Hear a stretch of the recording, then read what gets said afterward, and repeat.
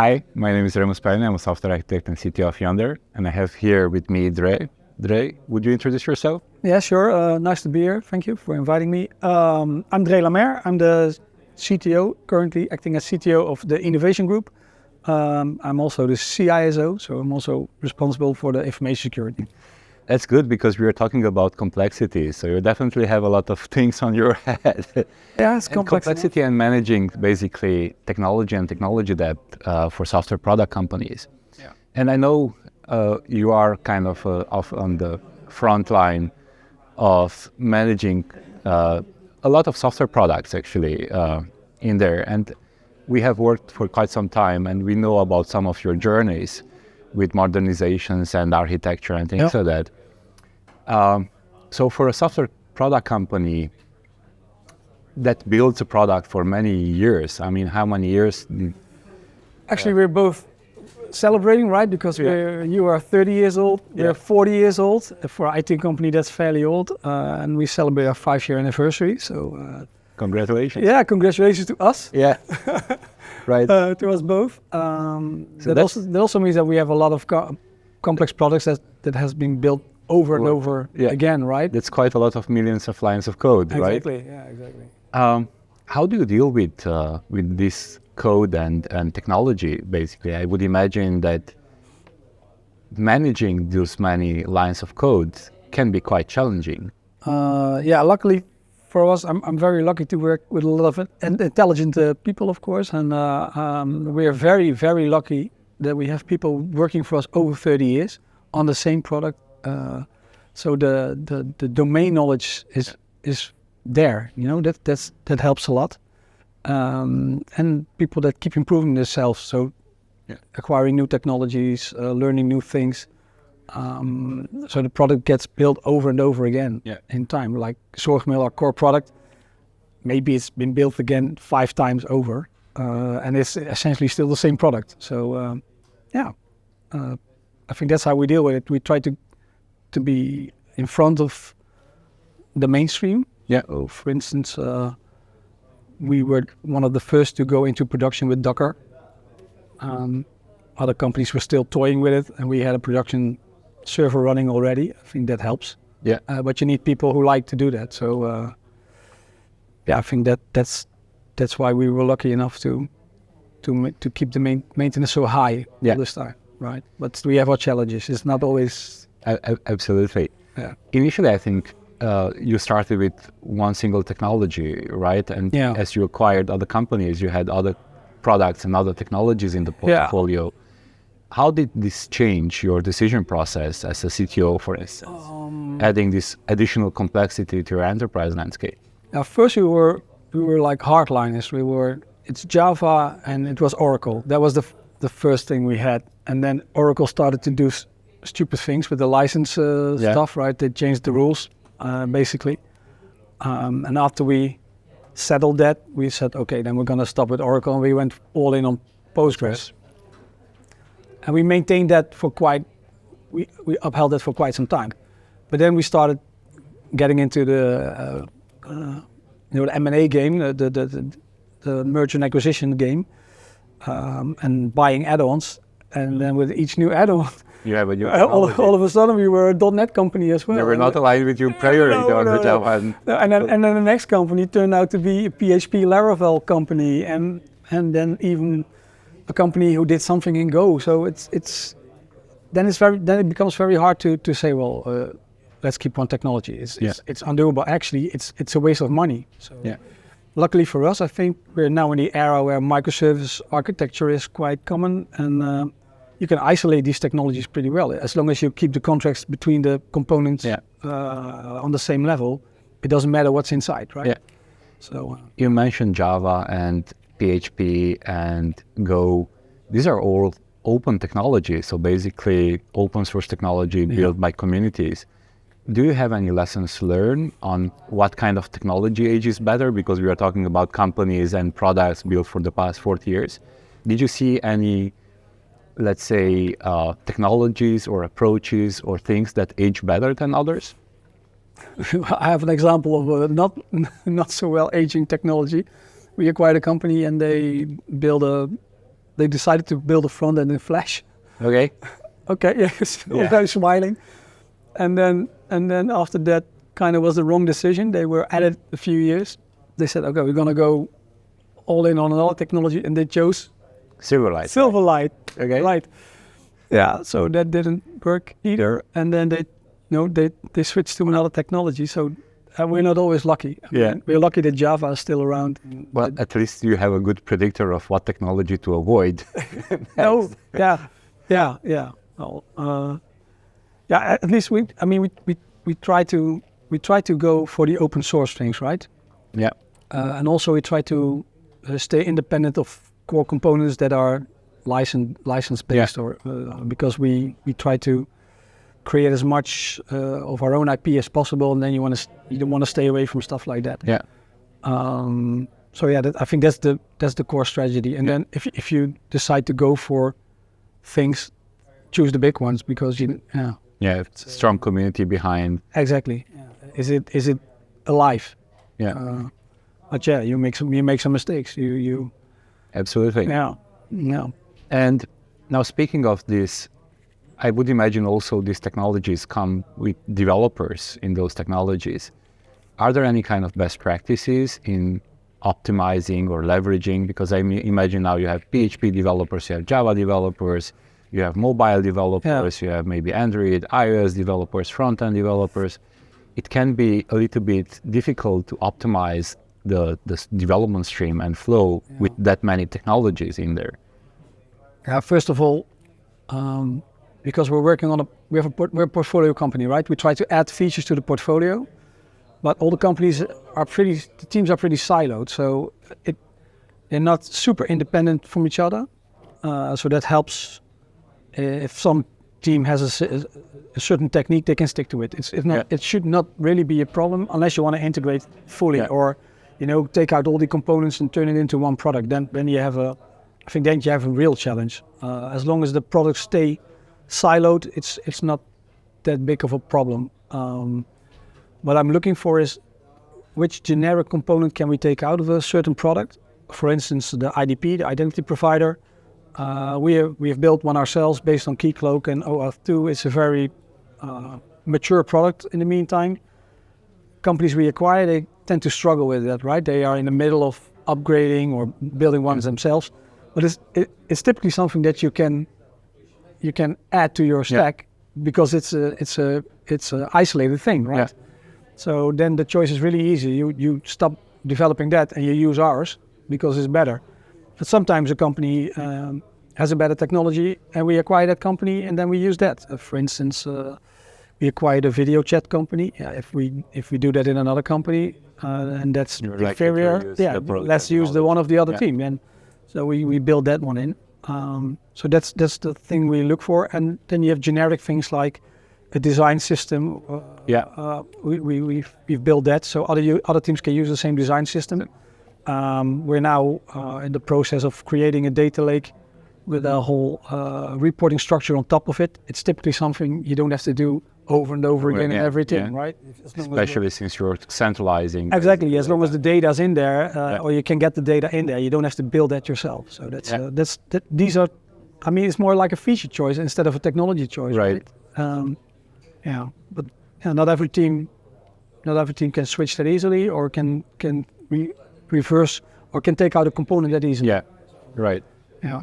Speaking of the complexities and technology depth and things like that, most of the time we don't have unlimited resources. Exactly. In essence. So if only. If only, yeah, right. So given the large complexity that you end up with after so many years of development and building these products and integrating these products, how do you prioritize? How do you look at basically making sure that you're always delivering the most value possible? Well, then you also make the suggestion that we're successful at doing that, right? That we always prioritize in the right way. Sometimes it's the reality catching up on you. For example, we have a very large core component, and we wanted to overhaul that because we knew that the underlying operating system was out of. It will soon be out of support. Yeah. But then the legislation changed, and we had to make a choice to do that first. Otherwise, we were not complying to the law, and then deliberately taking the risk of running on an outdated operating system, right? So then you're trying to fill holes with holes because you're now turning the whole team towards being compliant to the law, which is a very important thing. You cannot neglect it. And then right afterwards, you have to turn the whole team into making sure that you can run on an updated system again. So it's a difficult choice to make. So and then you run it all depends on your risk appetite and if you can afford to take the risk, because we have a proprietary. We build our own system, right? It's our own IP. It's a proprietary system. You cannot just open a can of resources and say, okay, guys, you're gonna work on migrating away from the old OS, and the other team is gonna work on the compliance. It's not like that. You have to make choices. And I would imagine that, I mean, on the technical people, the risks and implications are quite clear. Yeah. But then for the non-technical people, and especially the leadership team, there are quite a lot of trade-offs that are being made, because unfortunately in architecture, everything is a bit about trade-offs. How do you make sure that they understand exactly the trade-offs that are being done? Yeah, it's in the end, it's a boardroom decision, right? Because you run a risk if you say, okay, for instance, the example I just gave, we just presented it to the board, to my fellow board members. He said, okay, this is the situation because, we were not in time with updating the operating system. That had all kinds of other choices prior to that, because you stack choice upon choice, right? We're now in the position that you have to choose between two bets. But then you make sure that the fellow board members were on the same page. What is the risk of this? And are we willing to take this risk? And in this case, we invested heavily in isolating that core components from the outside world, so that we were less affected by the outdated operating system. And then you try to talk them through. What's the worst thing that can happen, right? If we take this decision, and then are we willing to take that risk? So then we try to talk the rest of the board through that decision, basically.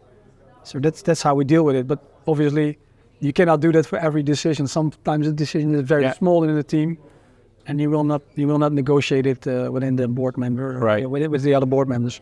But what the examples you mentioned are mostly critical things that you need to do on short terms. How do you basically manage also the strategic and medium term and long term kind of strategy from a technology perspective? How do you factor that into the prioritization? We talked about the jar example, because if you're always firefighting mode, basically you're filling your jar with sand, basically, and then when you're looking at the big pebbles, which should be the strategic decisions, there is no room left for that. No, that's true. It's very difficult to prioritize that, because all the teams are pretty independent and they're silos and they have their own roadmap, for instance. What we are now learning and decisions we are taking is that, okay, we have acquired product X or product Y or Z, because we did a lot of acquisitions in the buy and build strategy, and we see that product is not going as fast as we thought, right? But if you let that team run isolated, they will keep continuing to work on that product, because there's always something to do, right? Modernizing it a bit, making it faster.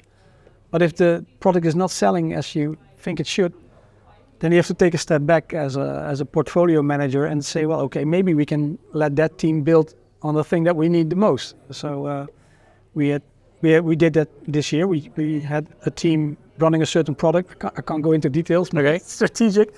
But we made them enthusiastic to say, okay, let's put that in maintenance mode. We know it's your baby. We're gonna shift your attention to another product, and we need you to make that a success. And in that way, you can prioritize very big things. It's not a speed of sand; it's a big pebble. Right.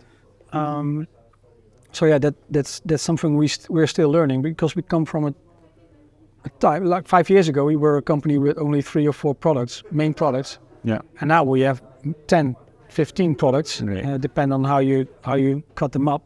So you have to make that sort of decisions over and over again, and we're still learning to do that.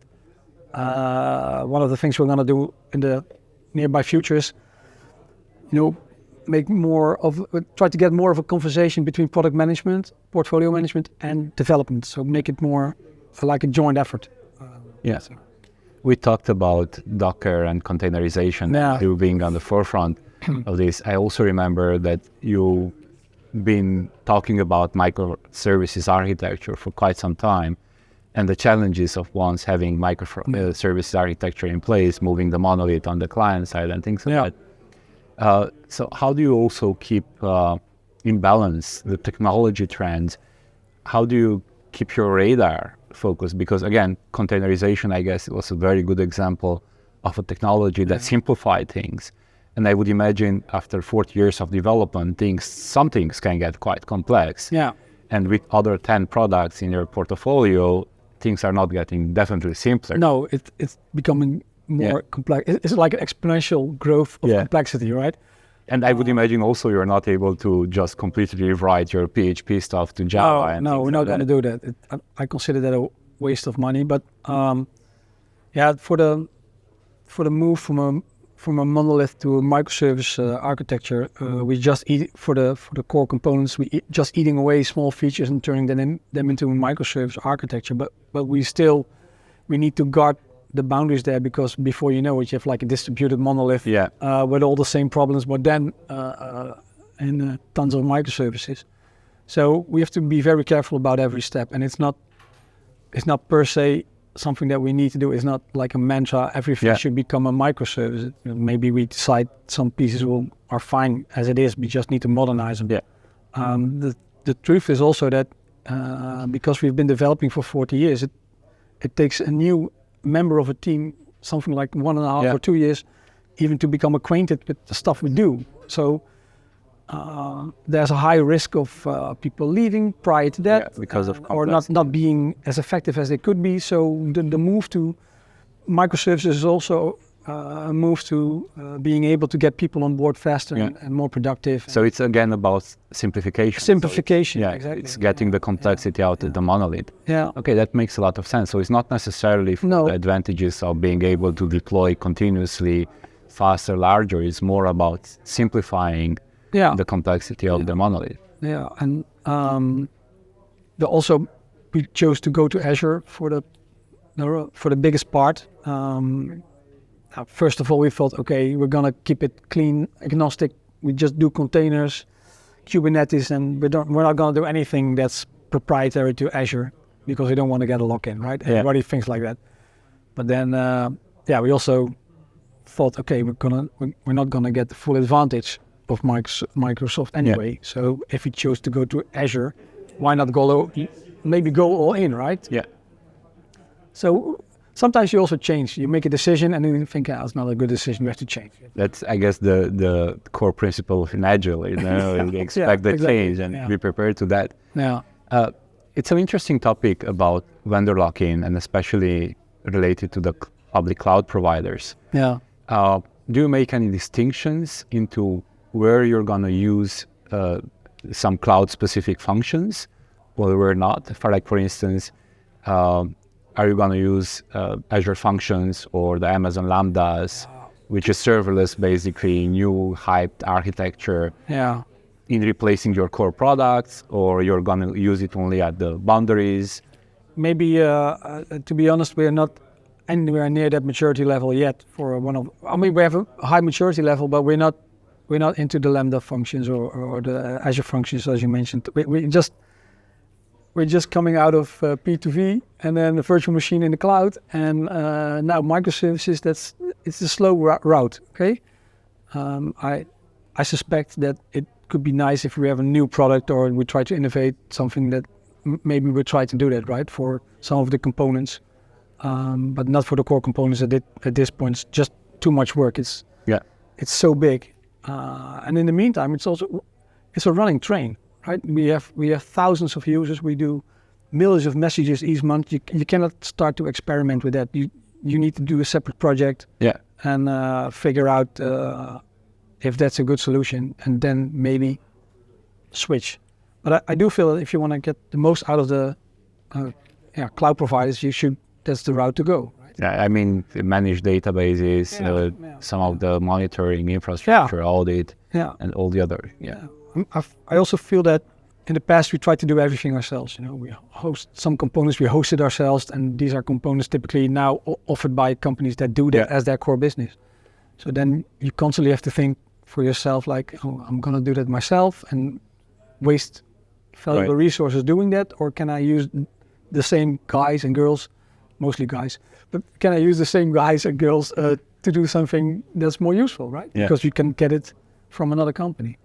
Is it also applicable to maybe components, like maybe replacing some in-house built components with off-the-shelf components that are maybe not core to your business, just to lower the maintenance and the complexity? Yeah, we sometimes make the decision. For instance, on reporting, we have some products that still have an old reporting module inside of them, right? But the whole market wants to have or consume reporting APIs, and they can get it into their own data warehouse, or it's a Power BI dashboard, or maybe a component that shows a nice dashboard, but you don't build it yourself. Yeah. Though sometimes you make choices like that. Do you have like a recipe in making this build versus buy decision, or formula? It's just gut feeling? No, most of the time somebody in the team just says, hey, this is something we can get off the shelf, or it's something that is now a service we can get commercially. Maybe we should look into it. And it often just becomes a business case. How many hours does it cost to do it ourselves? Yeah. What's the risk in doing it with an outside company? Where's the data? Also a very important question. And then we just make it's a business decision most of the time, actually. Yeah.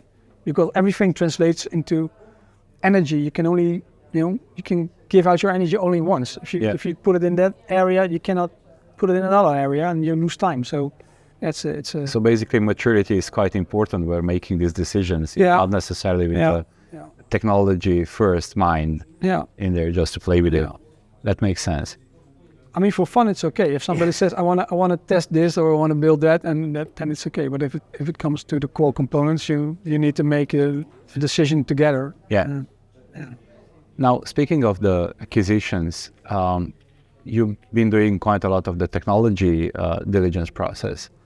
What are the kind of risks that you are looking for in a product or in a technology that you're looking to acquire? Yeah, so first of all, when we do an acquisition or in the buy and build strategy, we do the technical due diligence with an outside company.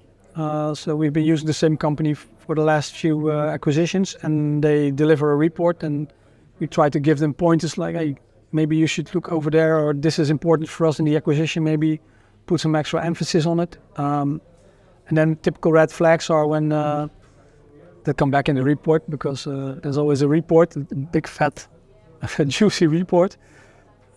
And typical things are code is built by a single guy, which is also the co-founder, and it's highly dependent on him being there. So, what's he gonna do? Or it's very outdated, but in a dangerous way.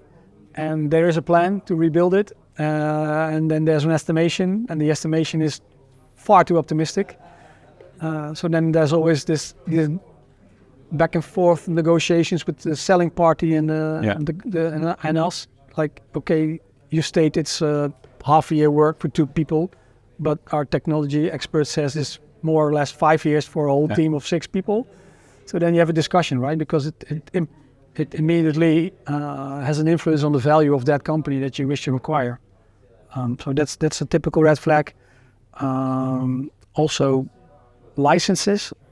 That you can use good licenses or bad licenses. Sometimes they do a due diligence. They run a code check and they see licenses that are dangerous because you obviously need to open source your own stuff as well. So that's also dangerous. So we look for that as well. I think that these are the big ones. Do you think technology should or could be a showstopper in this? Yeah, or it's more like a value adjuster. We had 2 occasions where it was a showstopper because we thought, well, it's too far away from what was in the original deal. You can often compare it to when you buy a house, right? So if you buy a house, you have to do a technical check anyway. If the foundation is solid, no leakage, and And sometimes you have an owner who says, no, you can have a look when you bought it. No, you're the one who's selling it, so you should give the code to us so we can check it out. There's often a discussion there as well. That's also a funny thing. But then when you look in the house, and you have to check it out, and as soon as the house is yours, you know that leaking roof is your problem. So that's more or less where I look. I look for things like that, right, in the report. Okay. And it's good if it influences the value, but that's almost never the case, because it's like a rolling train, or we call it a ride in the amusement park, and you're in that. My colleague Jeroen always puts it like that. You're in the roller coaster. You're going up, and you cannot get out. You think you can get out, but you're already in the roller coaster. And once you cross that tipping point, everybody is in the cart going back and forth, and you have to you complete the ride. Yeah. So the only thing when you get out of the ride is, okay, this is now my problem, because everything is signed. So what we often do is the due diligence report becomes, we consider it an external audit, and every point we find there is a non-conformity we need to fix in the near future. So we use it like that. So it's an inventory of the things we need to do after we bought the house. Speaking of product qualities, we as in architecture talk about internal quality and external quality. Yeah. And internal quality is related to technology, code depth, and architecture. External quality is basically the quality perceived by the users.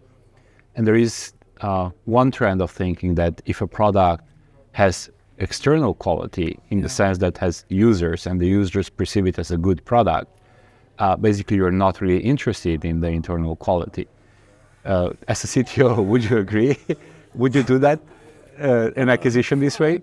I think the easy question would be, I fully agree, because that's the kind of, you don't have to do the work then, right? But we all know that when you look under the hood, you have to keep it running for years and years and years. So no, I don't agree. Okay. I think that the internal quality is super important. Not only because you're the stakeholder for the technical internal quality, so basically it will end up in you. It's postponing problems, right? Yeah. You're going to get problems anyway, so better to tackle them sooner than later. But that's a resource problem again. It's an energy problem, where you put your energy. Yeah. And are you going to put it in new features so you can enhance the quality on the outside? Or do you take a step back and try to fix it on the inside so you can build upon the foundation later on? So how deep in details would you be interested in going on the technology DD side? What is the level that's useful for you, for instance, as a CTO? So it's definitely you need to understand the general health of the application, because probably there will be actions that needs to be planned based on that. So how far do you want to go? Is it just like security, maintainability? Yeah, so I'm not the most technical CTO, right? I'm not the guy who goes to a conference, goes on stage and show you some. I'm not that guy. I used to be that guy 25 years ago, but I'm not that guy anymore. I'm surrounded by very intelligent people, and together with the solution architects, so I have a small circle in the company that I share this technical due diligence with, because everybody's on the NDA, right? You cannot talk to any. It's